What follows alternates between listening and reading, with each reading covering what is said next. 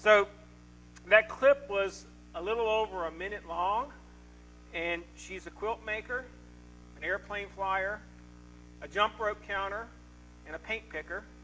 And that just didn't even cover all the other things that she probably did throughout the day because, well, moms are indeed busy, responsible people. And we do want to say Happy Mother's Day. And just so you know, we don't even have to take a special trip for Mother's Day because our sermon series that we've been doing about the zoo, well, we're just going to continue right on through the zoo. And if you think about it, we've been going through this little board that's out here. This was the zoo map that I hung up the very first week. We finished the 4 predators that are out there and those big things that seem to attack our lives and work from the outside in. And last week we started talking about the things that work from the inside out, those things that get into our life and just kind of mull through it and cause us a problem. And because we are in the zoo, we have the built-in character that we can take today. We are going to talk about the bear. And I would like to thank Patty Sharp for providing our bear. And because Patty Sharp provided our bear, you notice he's all dressed for church. He has his necktie on, and he's all ready to go. See, Patty, sorry, I don't own one still. Well, I own 2, one for weddings, one for funerals. But anyway, we're going to put bear in the cage this morning, and we're going to use the bear as kind of our topic to begin discussing about Mother's Day. And so let's talk about the bear first. The bear has 2 layers of fur. Maybe you didn't know that. A short layer to keep the bear warm and a long layer that keeps the water away from the skin and the short fur. Bears are very smart, have been known to roll rocks into bear traps to set off the traps so they can take the bait safely. Only the polar bear is a true carnivore. All other bears are omnivores. And unlike many mammals, bears can see color. A swimming polar bear can jump 8 feet out of the water to surprise a seal. Note to self, around a polar bear, don't dress like a seal. A polar bear's stomach can hold 150 pounds of meat. If that sounds amazing, they don't have teenage sons. Koalas are bears, but koalas are not bears, but pandas are indeed true bears. Bears can see almost as well as humans, and they can hear a little bit better, but their smell is much better. In fact, a bear's sense of smell is 100 times greater than a human's. I have no idea how they figured this stuff out, but somebody got paid an awful lot of money to figure how well a bear can sniff something. A male bear is called a boar or a he-bear. A female bear is called a sow or a she-bear, and a group of bears is called a sleuth. I did not know that. Once a bear breeds, they go their separate ways. Male bears do not help the mother at all in the raising of cubs. Bears give birth to 2 or 3 blind, helpless cubs in midwinter and nurse them in the den until spring. When all emerge in search of food, the cubs will stay with their very protective mother for about 2 years. And just so you know, the Bible understands exactly how protective a mother bear is because she's referenced 3 times in Scripture as the world's most fierce mom. 2 Samuel chapter 17, verse 8 says, "You will know your father and his men. They are fighters, and they are fierce as a wild bear robbed of her cubs." You want to make a mama bear angry? Try taking the cubs away from her. You'll realize just how fierce she can be. Proverbs chapter 17, verse 12, Solomon knew how fierce these mama bears could be. "Better to meet a bear robbed of her cubs than a fool bent on folly." Again, mama bear is all about the cubs. Hosea chapter 13, 8, "Like a bear robbed of her cubs, I will attack them and rip them open." The worst place you can ever be is between a mama bear and her cubs. Because you know what? They are fiercely protective mothers who have a lot to do. And while they have a lot to do, every now and then they would like to have a day that's just kind of like this. Really? Go away, find something else to do. Seriously. But you have to understand how dedicated these moms are because unlike most other animals, they have a language that the cubs speak to mom. And I didn't know this, but they all sound the same to me, but there are different noises that these cubs make, and mama bear knows exactly what to do. When the cub is being nursed, mother bear maintains the same position. However, crying underneath the mother, so he begins to cry, he says, "I'm hungry. I can't reach." So mother bear gets up and changes her position. A cub exposed to the cold will whimper in the den And the mother uses the paw and the chin and her little mouth thing there to tuck the cub under to keep him warm. A cub in the cold snow will also whine outside, but unlike trying to roll them under because the ground is cold, the mother will give up her own comfort and roll on her back, exposing that long fur so that the cub can snuggle in to keep warm. A cooing cub that's separated from its mother, well, the mother, believe it or not, will just kind of wait. A coo does not bring mother running because mother understands that, well, they have to learn to grow up at some point. But a yelling cub that's separated from its mother, well, the mother grunts in concern and slowly wanders back toward the cub. But let that cub scream. And the mother feels the cub is in danger. The mother will come running and may even charge a human, even if they're carrying a weapon, and even an intruding bear, even an oversized male bear. You see, mother bear, she understands it's all about the cubs. And so today, as we are continuing through our zoo and we're talking about the mother bear, that this sermon really isn't. I always get reminded when the kids are going to get up here that I'm supposed to make the sermon kid-friendly. This isn't necessarily kid-friendly because this is kid-focused. You see, Mother Bear is all about the cubs, and as we begin to talk about this Mother's Day sermon, it's really all about moms and their cubs because Mom understands it's only for a few short 2 years of her life that she will get to do this. Eventually, her family will break up. The cubs and Mom will go their separate ways. Interesting enough, female cubs will stay roughly in the same territory. The males will wander far and wide away from Mama Bear. But Mama Bear understands that she has a mission. Proverbs chapter 22, verse 6 says, "Start a child off in the way they should go, and even when they are old, they will not depart from it." In those 2 short years that Mama Bear has those cubs, she has the responsibility to teach them everything that they need to know to survive out in the great big wide world. She has to teach them about danger, about climbing, about cleaning, about fishing, about hunting, about which berries are safe to eat and which ones aren't. This is not a safe berry to eat. Just want you to know that. I don't fit on their diet list, hopefully. But Mama Bear has all of these responsibilities because she understands eventually she wants to love them enough to let them grow. She wants to love her kids enough so at some point those cubs can go out into the world and do what bears do. Because that is the goal of Mother Bear. And so this morning we are going to talk about the ingredients for growing a child for God. And what better example to use than Jesus himself? And this is what we read in Luke chapter 2, verses 39 through 40. When Joseph and Mary had done everything required by the law of the Lord, they returned to Galilee to their own town of Nazareth. And the child grew and became strong. He was filled with wisdom, and the grace of God was on him.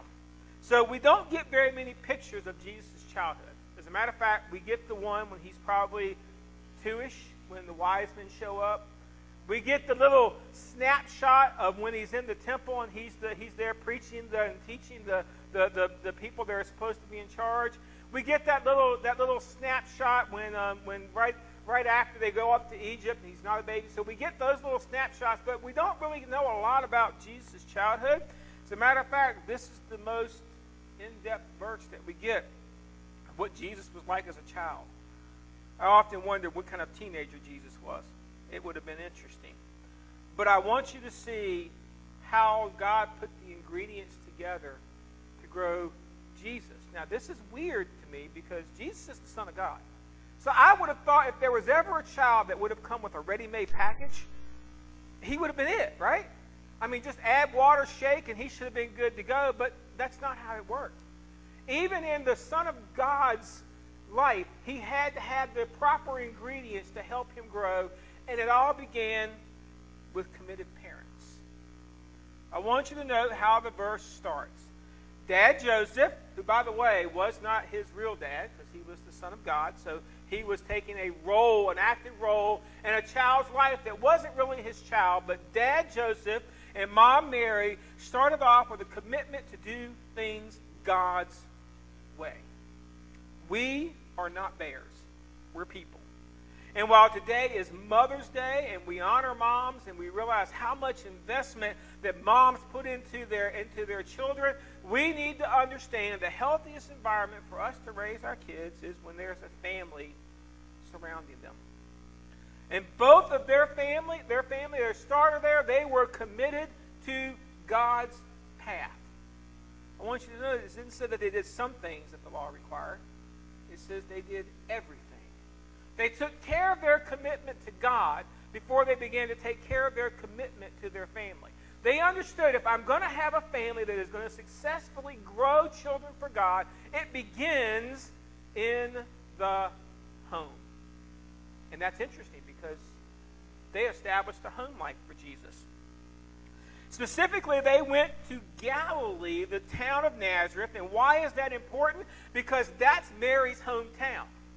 They're going to where Mary's family is, so this pulls in the idea that there was supposed to be a family environment that for these kids, for Jesus to grow. That means he had grandma and grandpa and aunts and uncles and cousins and nieces and nephews and all of these influences in his life. Their family surrounded Jesus as he grew. Now, I like I said, I don't know what kind of child he was. I don't know if he was good at kickball. I don't know what he did. But we do understand the idea that he had a family that was involved around him. And just so you know, this was a family that listened to God. As you look through Scripture and we go back and we think about the Christmas story, yeah, the Christmas tree over there has nothing to do with that story. That's last week's sermon. You'll have to ask somebody that was here if you want to know what went on. So, or you can grab a CD. But as in our Christmas story, we understand the idea that Jesus was born and Jesus went back there and Jesus was growing. And we understand all of those things that happened with him. But you know what?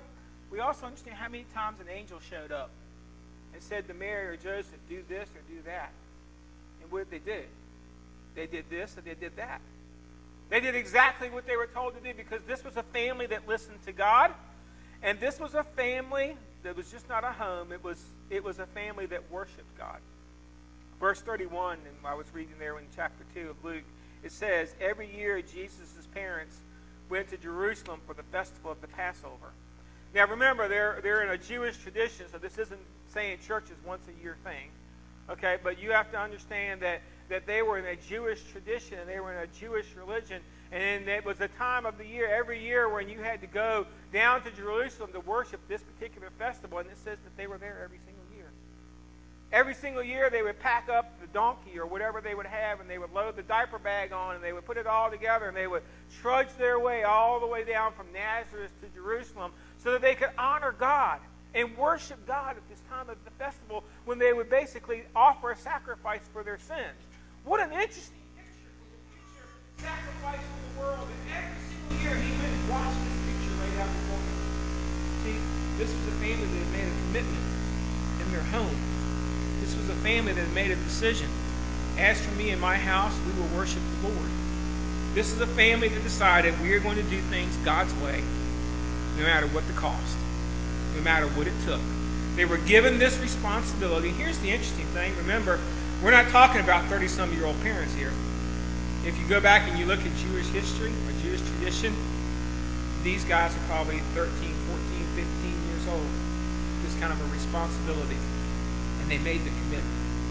So that means if you went just by the way it works, that means by the time that Jesus was 30, then we're talking about Mary being in her 40s, so she spent her entire younger part of her life giving up, sacrificing, doing for Jesus. And here's the good news. The child grew. That's what the verse said, right? He didn't stay a little cub. I mean, we love the baby in the manger. We celebrate it every year. We put the manger scene outside. We put the manger scene here. We have it in our house. We love the manger scene. But you do understand that is but a snapshot. Jesus didn't go from being baby to 30 years old. There was this whole long process that went through. And Jesus grew just like any other child. That means at some point you probably had to have a diaper change. Hopefully. At some point he probably skinned me. At some point he probably struggled with teenage. Oh, by the way, can I let you know a little something that I had a proud papa moment? When I said I was doing the bear on Mother's Day, my son said, you can't do that if you are a He's like, yeah, because you got to be headed to the movie called Brave, where the mama gets turned into a bear. And he was so sure that's where we were going. He said, you did that 3 years ago. Now, you want to know why I'm so proud? Anytime a teenager remembers something I said 3 years ago, I'm excited. So he remembered and he reminded me. So this isn't about that, but you do understand he did not stay a cub. This little child grew, and it gives us specifically how he grew. It says he grew physically. He went from being a little baby to toddler to moving about to teenager to a young adult. He went through all of that. He grew physically. And as he grew physically, his body changed and his physical needs changed. He didn't stay the way that he always was. And they had to go out, they had to go and do shopping and clothes shopping and decide, oh, you need a new pair of sandals because you've outgrown these. And there's this song out there that we just wish they'd stay little till their Carters wear out. Gotta let you know that's a mama song. Because there is no dad that wants them to stay little till their Carters wear out. That he grew physically. We can't expect kids to stay little forever. That means we need to make use of the time we're on. Right now, we have captive audiences. They only go where we go because they don't have cars. Okay? They only do things that we do because we control the way. We need to use this time to nurture and grow them. But we have to understand they're going to physically change. We have to be prepared for those physical needs as they go. And they're going to grow mentally. At some point, my kids are going to be smarter than me. It's just going to happen. It says that Jesus increased in wisdom, which means wisdom means he gained some information. He also gained some experience, because that's really where wisdom comes from. It's one thing for me to tell you how to do something, but we have to be willing to have our kids experience things so they can gain and grow. I mean, you don't want your 30-year-old child to act like a 5-year-old. That's not what you want. You want them to grow and mature and have them learn, have them get experience, have them go out and get a job, have them get out into the world, hopefully eventually have them meet their mate, and then they produce the next generation. That's the goal in every mom's eyes. And you have to realize that they're going to grow mentally. He's going to have to gain some godly skills and some life skills. He's going to have to learn obedience, and Jesus learned that. Remember the water and the wine? Mary came and he got Jesus and said, Jesus, they're all out of wine. And Jesus was like, what do you want me to do about it? She looked and said, like, forget it. Hey guys, whatever he says do, y'all do. And then she just walked away. Why? And she understood. Mom had made her request. And you do what Mama Bear wants to do, right? Mom had made her request, and Jesus turned the water into wine to feed the party that was going on. And that's all those things that we need to teach them when they're young. Remember, we only have them for a few short years, and then they're going to wander where they will go. He grew emotionally and spiritually. It says God's grace was on him, and he grew in his relationship with God. And again, this is something that I can't wrap my brain around necessarily, because again, he was the Son of God, and I just kind of think he came out knowing everything. But it says he had to grow into it. I mean, yeah, he was there in the temple at 12 preaching sermons, but you understand, he had to grow into his ministry. He had to grow emotionally and spiritually. As he grew, his relationships grew. Not only with God, it grew with men. Verse 32 right there in Luke chapter 2, it says, and Jesus grew in wisdom and stature and in favor with God and man. So not only did he grow with God, he grew with mankind also. He established relationships with other people. He established relationships with other individuals of other different cultures. He had to learn all of this. And all of that was there. And you know who kind of had to sit there and wander and watch all of this? Her name was Mary. Go all the way back to the manger scene, and when she found out everything, and she watched, this is Mary pondering. Mary was a ponderer. She just kind of watched, she just kind of took it all in. And all of Jesus, like everything Mary knew about it, she also had to sit back and ponder, I wonder what's coming next. See, that's kind of what moms have to do. You have to love them enough to let them grow. And maybe you're wondering, what on earth does this have to do with this mirror that's sitting up in front of the sanctuary? Well, remember why we put the mirror up here, because when we started this new series, we wanted to let you know this is an evaluation series, but we wanted you to look at your own life. Look at how you are doing things in your life. Take a look into the mirror and decide, does what I'm doing, does it match up with what God is doing? Remember, a mirror is important because a mirror is a mirror. It only shows what you put in front of it. If I go to this mirror, it looks the same as the mirror in the bathroom. If I go from that mirror to another, they all look the same unless somebody plays a trick and puts a funhouse mirror in front of me.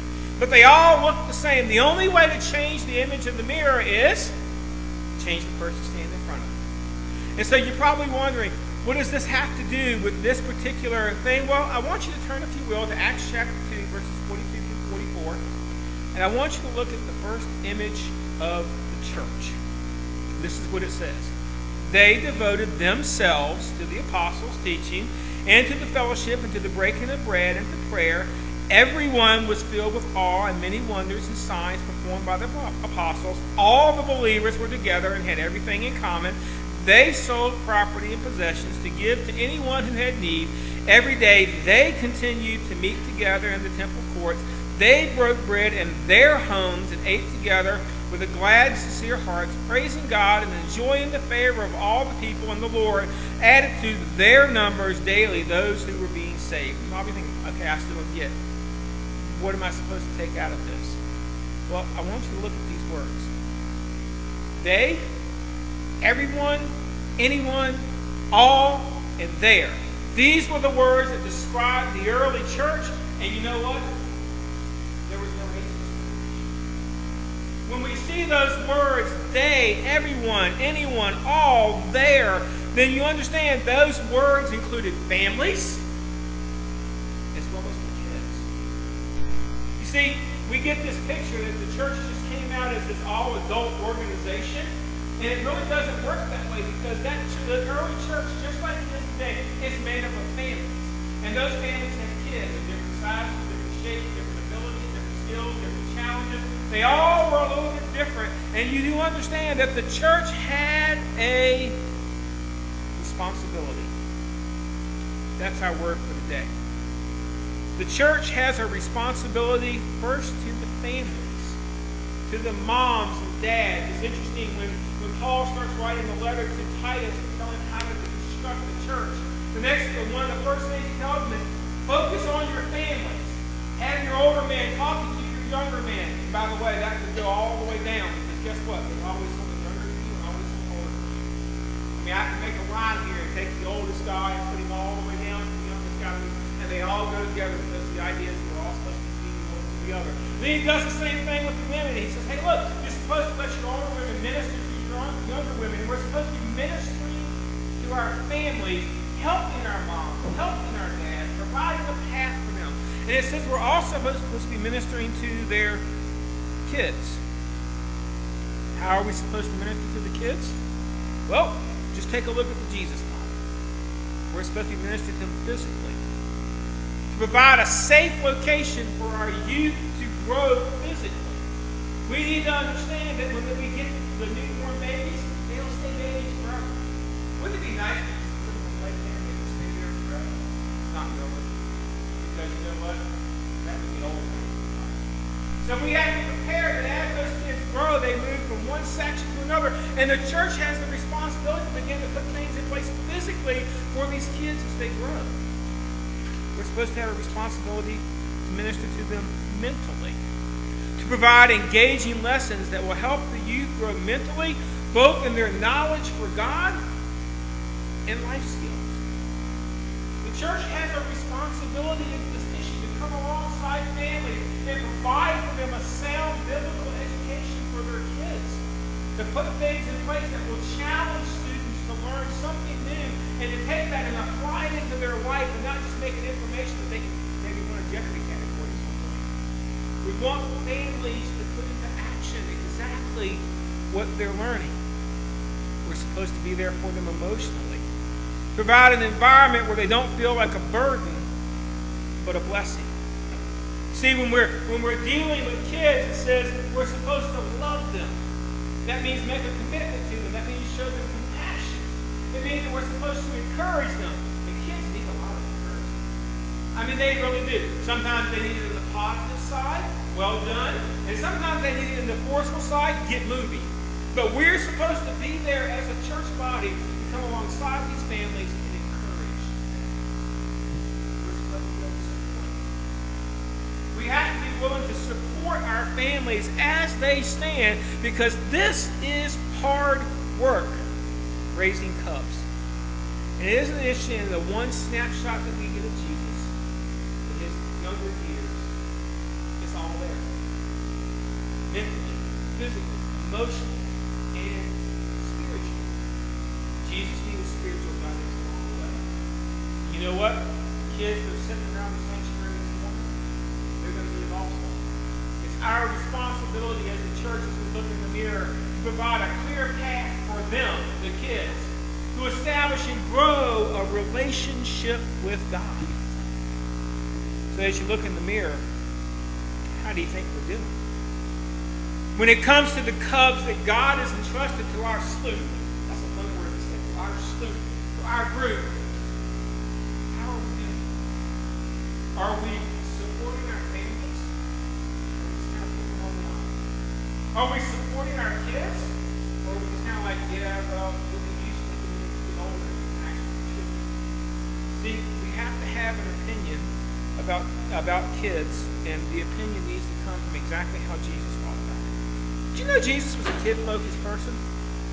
I mean, I got a feeling this is the reason that Jesus did so many object lessons and so many things, and he did kind of strength, because he was really interested in kids, and they struggled in the early part of his ministry because of his interest in kids. In Matthew chapter 19, verse 14, we get this particular verse.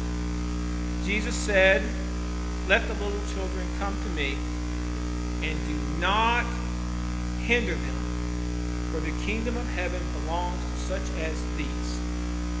Now, there's a word that just kind of sticks out there. It is the word hinder. And if you go and you look up the word hinder in the dictionary, these are all the adjectives that they put next to the word hinder to cause delay, interruption, difficulty, hamper, impede, prevent from doing, acting, or happening, stop, to be an obstacle, an impediment. And Jesus looks at his disciples and says, "Hey, look, these kids, they're not a burden. They're a blessing. And we should do nothing to hinder them from growing physically, mentally, emotionally, spiritually." As a matter of fact, not only are we not supposed to hinder, we're supposed to be helping. This is what he says in Matthew chapter 18, verses 2 through 5. He says, make it a priority. He being Jesus, called. Now, that word is interesting because my kids are used to me calling. And how I call them, you usually decide whether or not they want to answer. Usually if my voice is gruff and loud, they're like, their inventories are like, what did I forget to do? Or what have I done that I wasn't supposed to do? Okay? Or maybe I call and they think, oh yeah, that's right around 5:36. That's got to be the different call. Okay, or maybe it's because they know I'm home and I've been on a trip and I got back and I called. They're knowing because they're making soup. Okay, so when you call somebody, there are different ways to call them, but Jesus is calling. He said he called the little children to him. He said, come, get out of their way, open the path, let them come straight to me. And he placed the little child among them. Wow, he's going to give them an object lesson. He's a little child. And he said, truly I tell you, unless you change and become like little children. Notice he didn't say become childish. Okay, become like little children. He's after something.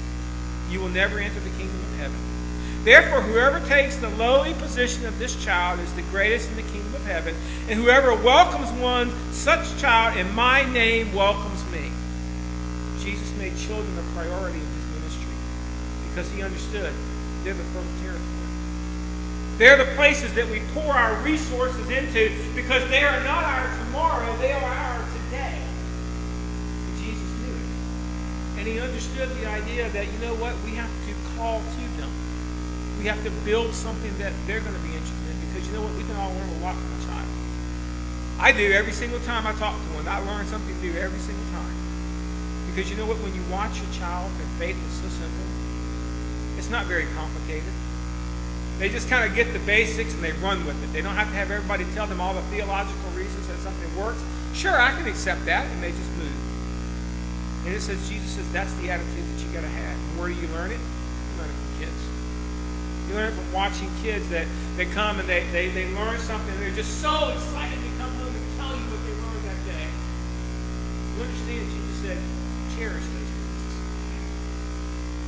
Call them into those moments. Love those moments. And then, I told you last week that when Jesus talked about things, sometimes he kind of like really got blunt.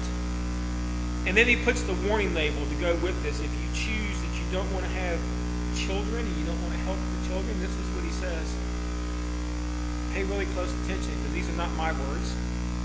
Matthew chapter 18, verse 6 says, if anyone, absolutely anyone, anybody out there, causes one of these little ones, those who believe in me, to stumble. So in other words, if you hinder, that word stumble, if you put in an obstacle, if you say stop, and you don't allow them to come toward Jesus when they're willing, it says it would be better off for them to have tied a millstone. So you understand that's a great big stone wheel that had a hole in it. They would take the two stones and would use them to grind together to turn wheat into flour. So it would be better off if you took a millstone and hung it around your neck and be drowned in the depths of the sea. Now, I don't swim, but I got a sneaky suspicion diving in the water with a millstone is not a good move, because I sink naturally with that much weight. You're going to sink. But you understand that's what Jesus put the priority on the kid. He said, by the way, if you become a hindrance, if you become a stumbling block, and one of these kids get in the way,